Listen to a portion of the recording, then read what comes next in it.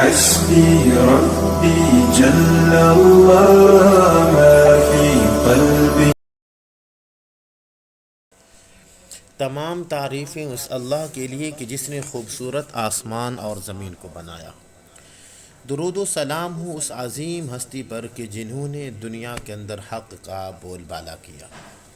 محترم سامعین کرام، آج کے درس کے اندر ہم آپ کو خوش آمدید کہتے ہیں۔ السلام علیکم ورحمۃ اللہ وبرکاتہ۔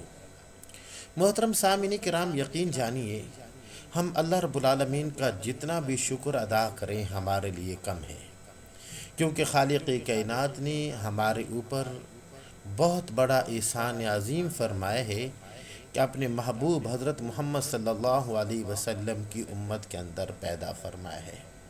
یقین جانیے میں اور آپ اتنے خوش نصیب ہیں کہ اس کے اوپر ہم جتنا بھی شکر ادا کریں ہمارے لیے کم ہے۔ آج کے درس کے اندر میں آپ کو ایک ایسا واقعہ بیان کرنے جا رہا ہوں جو کہ حضرت موسیٰ علیہ السلام کے متعلق ہے، اور جب آپ اس واقعہ کو سنیں گے تو یقین جانے آپ کہیں گے کہ واقعی ہم بہت خوش نصیب ہیں۔ چنانچہ حضرت موسیٰ کلیم اللہ کے بارے میں آتا ہے کہ حضرت موسیٰ کلیم اللہ کو یہ بہت جلالی پیغمبر تھے، اور جب بھی یہ اللہ رب العالمین سے کسی خواہش کا اظہار کرتے تھے تو خالق کائنات ان کی خواہش کو پورا فرما دیا کرتے تھے، اور اللہ رب العالمین ان سے ہم کلام بھی ہوا کرتے تھے۔ اسی وجہ سے ان کو کلیم اللہ کہا جاتا ہے۔ بہت جلالی پیغمبر تھے، بہت ہی جلالی پیغمبر تھے۔ محترم سامعین کرام، ایک مرتبہ حضرت موسیٰ کلیم اللہ بیٹھے ہوئے تھے، کیونکہ خالق کائنات نے ان کو تختیاں عطا فرمائی تھیں جن کے اوپر تورات لکھی ہوئی تھی۔ تو حضرت موسیٰ کلیم اللہ نے ایک مرتبہ وہ تختیاں اٹھائیں کہ میں دیکھوں تو صحیح کہ ان تختیوں کے اوپر کیا کچھ لکھا ہوا ہے۔ تو جب انہوں نے امت احمد کی صفات پڑھیں تو بہت وہ رش کرنے لگے۔ چنانچہ انہوں نے اس وقت کیا کہا، آئیے ذرا ہم آپ کی خدمت کے اندر پیش کرتے ہیں۔ آقا ذل الواح کے متعلق حضرت قتادہ رحمہ اللہ تعالیٰ نے کہا ہے کہ ایک دفعہ حضرت موسیٰ علیہ السلام نے کہا، یا رب میں الواح میں لکھا پاتا ہوں، یعنی کہ وہ جو تختیاں عطا کی گئی تھی نا ان کے اندر میں لکھا پاتا ہوں کہ ایک بہترین امت ہوگی جو ہمیشہ اچھی باتوں کو سکھاتی رہے گی اور بری باتوں سے روکتی رہے گی۔ اے اللہ وہ امت میری امت ہو۔ تو اللہ سبحانہ و تعالیٰ نے فرمایا کہ اے موسیٰ وہ تو امت احمد کی امت ہوگی۔ سبحان اللہ۔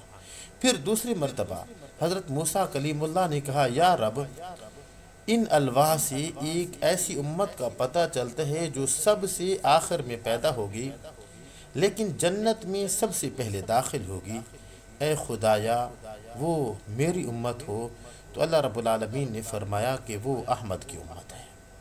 پھر موسیٰ کلیم اللہ نے کہا، یا رب اس امت کا قرآن ان کے سینوں میں ہوگا، دل میں دیکھ کر پڑھتے ہوں گے، حالانکہ ان سے پہلے کے سب ہی لوگ اپنے قرآن پر نظر ڈال کر پڑھتے ہیں، دل سے نہیں پڑھتے، حتیٰ کہ ان کا قرآن اگر ہٹا لیا جائے تو پھر ان کو کچھ بھی یاد نہیں اور نہ وہ کچھ پہچان سکتے ہیں۔ اللہ رب العالمین نے ان کو حفظ کی ایسی قوت دی ہے کہ کسی اور امت کو نہیں دی گئی۔ یا رب وہ میری امت ہو۔ تو اللہ رب العالمین نے فرمایا کہ اے موسیٰ وہ تو احمد کی امت ہے۔ سبحان اللہ۔ محترم سامعین کرام، پھر کہا موسیٰ کلیم اللہ نے، یا رب وہ امت تیری ہر کتاب پر ایمان لائے گی، وہ گمراہوں اور کافروں سے قتال کریں گے، حتیٰ کہ کانے دجال سے بھی لڑیں گے۔ یا رب وہ میری امت ہو۔ تو اللہ رب العالمین نے فرمایا کہ یہ احمد کی امت ہے۔ پھر موسیٰ علیہ السلام نے کہا، یا رب الواح میں یعنی کہ ان تختیوں میں لکھا ہوا پاتا ہوں ایک ایسی امت کا ذکر ہے کہ وہ اپنے نذرانے اور صدقات خود آپس کے لوگ ہی کھا لیں گے، حالانکہ اس امت سے پہلے تک کی امتوں کا یہ حال تھا کہ اگر وہ کوئی صدقہ یا نظر پیش کرتے اور وہ قبول ہوتی تو اللہ آگ کو بھیجتے اور آگ اسے کھا جاتی، اور اگر قبول نہ ہوتی اور رد ہو جاتی تو پھر بھی وہ اس کو نہ کھاتے بلکہ درندے اور پرندے آ کر کھا جاتے، اور اللہ ان کے صدقے ان کے امیروں سے لے کر ان کے غریبوں کو دے گا۔ یا رب وہ میری امت ہو، تو خالق کائنات نے فرمایا نہیں موسیٰ، یہ احمد کی امت ہوگی۔ پھر کہا موسیٰ کلیم اللہ نے، یا رب میں ان الواح میں ان تختیوں میں پاتا ہوں کہ اگر وہ کوئی نیکی کا ارادہ کرے گی لیکن عمل میں نہ لا سکے گی پھر بھی ایک ثواب کی حقدار ہو جائے گی، اور اگر عمل میں لائے گی تو 10 حصے ثواب ملے گا بلکہ 700 حصے تک بھی ان کو ثواب ملے گا۔ اے خدا وہ میری امت ہو، تو خالق کائنات نے فرمایا اے موسیٰ نہیں، وہ احمد کی امت ہے۔ سبحان اللہ۔ محترم سامعین کرام، پھر کہا موسیٰ کلیم اللہ نے کہ یا اللہ ان الواح میں یہ چیز بھی موجود ہے کہ وہ دوسروں کی شفاعت بھی کریں گے اور ان کی شفاعت بھی دوسروں کی طرف سے ہوگی۔